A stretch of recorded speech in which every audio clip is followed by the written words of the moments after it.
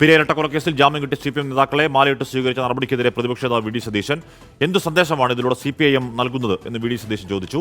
പാർട്ടിയുമായി സഹകരിച്ച് പ്രവർത്തിക്കുന്നവരെ മാലയിട്ട് സ്വീകരിക്കുന്നതിൽ എന്തു തെറ്റാണുള്ളത് എന്നായിരുന്നു CPM സംസ്ഥാന സെക്രട്ടറി MV ഗോവിന്ദന്റെ മറുപടി. 2 കുഞ്ഞുങ്ങളെ ക്രൂരമായി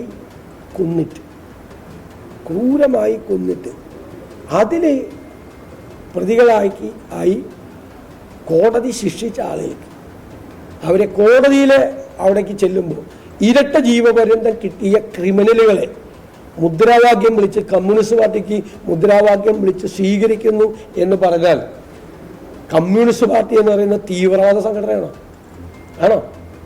നിങ്ങൾ എന്ത് മെസ്സേജാണ് കേരളത്തിലെ ചെറുപ്പക്കാർക്ക്, വളർന്നു വരുന്ന തലമുറയ്ക്ക് ഈ സംസ്ഥാനം ഭരിക്കുന്ന പാർട്ടി കൊടുക്കുന്ന മെസ്സേജ് എന്താണ്? മാലയിട്ട് സ്വീകരിക്കുന്നത് എന്താ കുഴപ്പം? പാർട്ടിയുടെ ഭാഗമായിട്ട് നിൽക്കുന്നവരെ കള്ളക്കേസിൽ ഉൾപ്പെടുത്തിയിട്ട് ആ കള്ളക്കേസിൽ ഉൾപ്പെടുത്തിയിരിക്കുന്നു എന്ന് പറഞ്ഞു കഴിഞ്ഞാൽ പിന്നെ എന്ത് നിരട്ടിച്ചാണ് സ്വീകരിക്കേണ്ടത്? നിങ്ങൾ ഈ ചോദ്യത്തിന് എന്തെങ്കിലും അർത്ഥം ഉണ്ടാവണ്ടേ?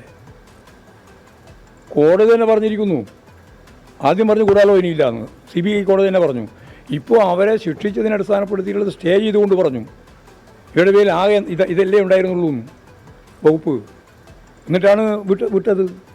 അപ്പോൾ അവരെ സ്വീകരിക്കുന്നത് എന്താ പ്രശ്നം?